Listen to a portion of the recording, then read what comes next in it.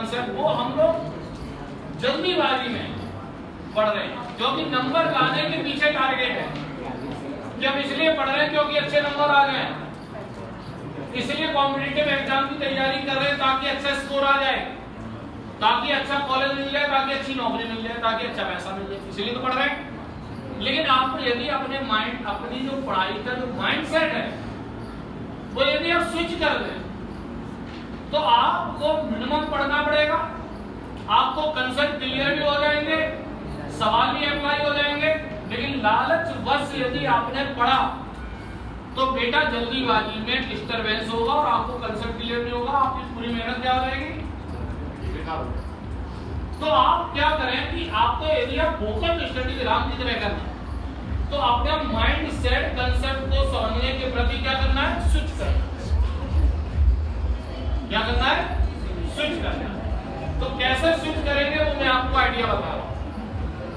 जैसे कि राम और लक्ष्मण को यदि आप देखें तो राम भी रावण को मारना चाहते थे, मैं आपको कनेक्ट कर रहा हूं और आपको एक एग्जाम्पल के जरिए में एक सब्जेक्ट से कनेक्ट कर रहा हूं और फिर आप देखिए हर एक सवाल आपको लगने लगेंगे और कोई कॉपी और पेन की आवश्यकता नहीं पड़ेगी। ताकि मैं प्रैक्टिकली आपको मैं कनेक्ट कर रहा हूं, फिजिक्स का कॉन्सेप्ट, मैथमेटिक्स का कॉन्सेप्ट और केमिस्ट्री का कॉन्सेप्ट में मैं कनेक्ट कर रहा हूं। राम को यदि एनालाइज किया तो हमने देखा कि राम का टारगेट रावण को मारना था और लक्ष्मण जी का भी टारगेट क्या था, रावण को मारना। तो दोनों का टारगेट एक ही था, दोनों का मैग्नीट्यूड एक ही था। फिर राम के बाद डायरेक्शन कैसी थी, कांस्टेंट की वेरिएबल कांस्टेंट, लेकिन लक्ष्मण जी की बात डायरेक्शन थी कि नहीं थी, लेकिन वेरिएबल थी कि कांस्टेंट थी, वेरिएबल थी, वेरिएबल। अब यदि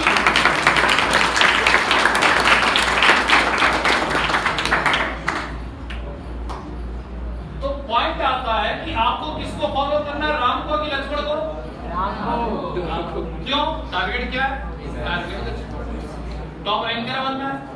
तो पहला पॉइंट आया कि राम में मैग्नीट्यूड और डायरेक्शन दोनों है, लक्ष्मण जी में भी मैग्नीट्यूड डायरेक्शन दोनों है, लेकिन राम वाले केस में दोनों कैसा है और लक्ष्मण जी वाले केस में क्या है, मैग्नीट्यूड कांस्टेंट और डायरेक्शन वेरिएबल। आप ध्यान नहीं दे रहे। मैं जब एक लेक्चर लेता हूँ आपको कम है, 1000 बच्चा बैठे, हम बता देते कहाँ पे कौन बच्चा कौन एक्टिविटी। प्लीज आप जो है, आपसे मैं कह रहा हूँ ये एक्टिविटी मत। अब पॉइंट आया कि आप जो कॉन्सेप्ट को राम में हमने मैग्नीट्यूड डायरेक्शन दोनों लिखा, दोनों कैसा है, कांस्टेंट है वेरिएबल।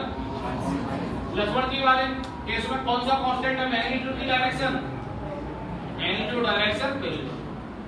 आपको आज का टारगेट पूरा करना है, हफ्ते भर का टारगेट पूरा करना है, एग्जाम में पास होने का टारगेट पूरा करना है, कॉम्पिटिटिव एग्जाम को टारगेट पूरा करना है। तो इसके लिए क्या करना पड़ेगा, राम को फॉलो करना है कि लक्ष्मण को।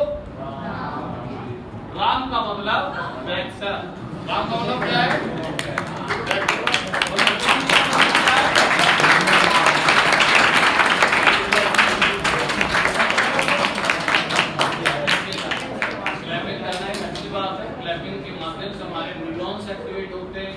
और उससे एक पॉजिटिविटी रिफ्लेक्ट होगी, एक अच्छी बात है।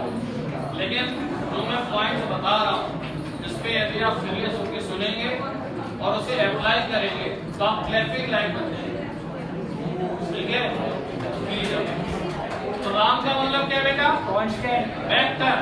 लक्ष्मण का मतलब क्या है, इसका मतलब वेक्टर में कौन से वेक्टर आ गए, मैग्नीट्यूड और स्केलर में कौन से वेक्टर आ गए, और कुछ डायरेक्शन आ गया। तो आप देखिए, आप रखते हैं बिकॉज आपका माइंडसेट फिक्स है, डायरेक्शन आया कि नहीं, डायरेक्शन वेरिएबल है कि कांस्टेंट।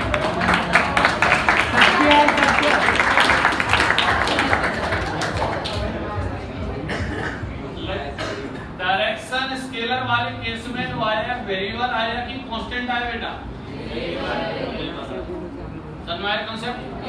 अब हम सवाल देखते हैं, हमको बारीकी पॉइंट्स क्लियर हो गए। देखो कंसेप्ट को हमने अप्लाई किया, कनेक्ट किया, हमको बारीकी पॉइंट्स क्लियर हो गए कि वेक्टर में मैग्नीट्यूड डायरेक्शन दोनों होता है, स्केलर में भी दोनों होता है, लेकिन दोनों कांस्टेंट वेक्टर में होते हैं। स्केलर में मैग्नीट्यूड कांस्टेंट होता है लेकिन डायरेक्शन वेरी गुड।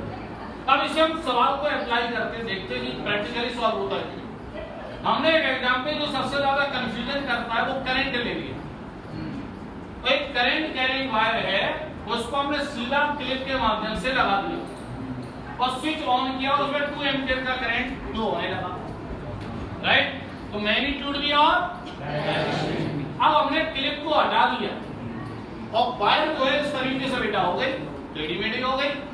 अब स्विच ऑन किया तो बताओ कितना करंट चलेगा, 2 एम्पीयर की 3 एम्पीयर, 2 एम्पीयर ही चलेगा।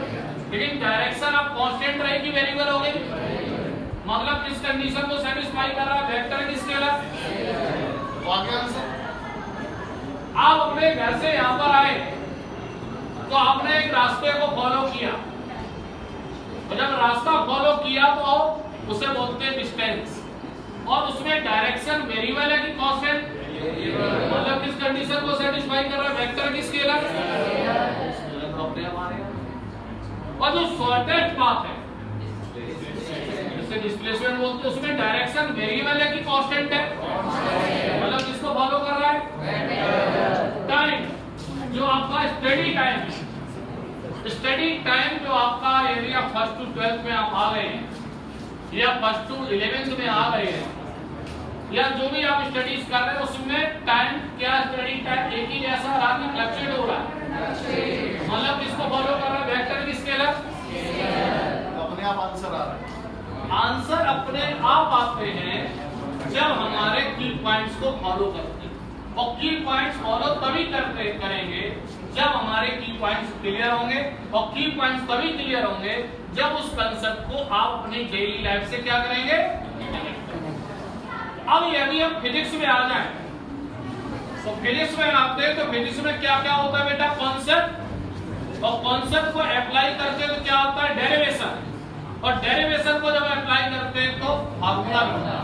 3 चीजें हमें मिल गई, कॉन्सेप्ट, डेरिवेशन और फार्मूला। कॉम्पिटिटिव एग्जाम में 2 आते हैं, कॉन्सेप्ट और फार्मूला। बोर्ड एग्जाम में 3 आते हैं, कॉन्सेप्ट, डेरिवेशन और फार्मूला। आपको पता है कॉन्सेप्ट यदि आपका क्लियर हो गया तो अपने आप डेरिवेशन को अपने आप अप्लाई कर दें, अपने आप लिख लेंगे। एग्जाम्पल हम लेते हैं कि हम फिजिक्स का ही ले लेते हैं, फिजिक्स के सभी कॉन्सेप्ट, फिजिक्स के सभी डेरिवेशन, फिजिक्स के सभी फार्मूला, ओवरऑल फिजिक्स के 11th 12th तक, बीटेक एमटेक तक के, बीएससी एमएससी तक के, वो किससे रिलेटेड होंगे, फिजिकल क्वांटिटी। किससे रिलेटेड होंगे बेटा, अब फिजिकल क्वांटिटी का मतलब है वेक्टर और